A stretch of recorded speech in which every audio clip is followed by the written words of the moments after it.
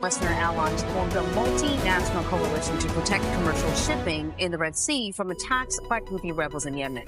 One country not participating in the mission, though, is China. So for more on this, we are joined now by Phelim Kani. He is who's a correspondent who has been covering this story for Politico. Really glad that you are here. So let's talk about this. I think it's maybe 10 or 12 countries involved in this coalition. You can correct me, but not China. Why not? Yeah, so this coalition, Operation Prosperity Guardian, is led by the U.S., has allies like the U.K. and Bahrain. And the State Department, twice this month, you've had Antony Blinken approach the Chinese foreign minister and say, hey, we have a problem in the Red Sea here. Could you help? And the State Department followed up earlier this week and said, we've reached out. It would be great if China would help. And China's saying, we're not helping. And, basically what the Chinese Ministry of Foreign Affairs said is that, policing the Red Sea and dealing with this issue of Houthi attacks on civilian shipping, that's really causing a serious choke point for one of the busiest trading routes in the world. 15% of commercial shipping traffic goes through this area. They said this is up to quote unquote relevant countries with who have influence in the region and like implicitly saying, not a fight, we're not interested.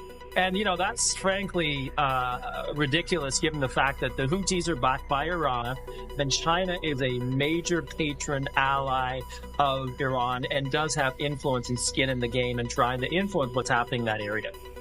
Yeah, I totally get that. I'm curious. I listened to a really interesting report about China's military and its readiness. Will China even have the capability to assist in an effort like this? So if China were willing to take part, its participation would be mostly symbolic. I mean, China does have a rapidly expanding naval power, but mostly in the Indo-Pacific. And it has sailed, multiple ships, naval ships through that area, but they have a problem with they have limited resources and also limited basing. I mean, the U.S. is totally set up for long-term, long-range operations in that area. It's a little bit more complicated for China to do so.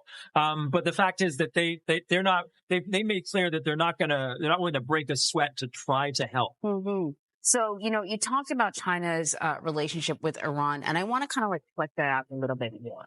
Is this just about not ruffling feathers where you have some relationships, or is there kind of more to this strategy, more to Beijing's agenda?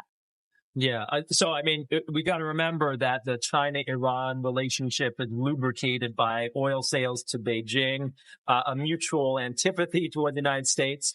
And Beijing essentially giving a lifeline to an Iranian economy that's hobbled by sanctions. But it's in Beijing's interest to see the United States and the United States military increasingly thinly stretched around the world.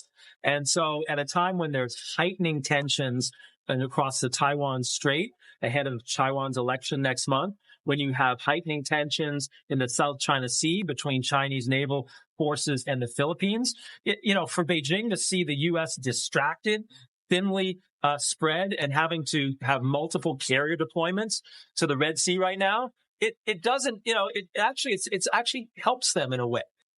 Yeah, that makes a really interesting conversation. Phelim, thank you very much.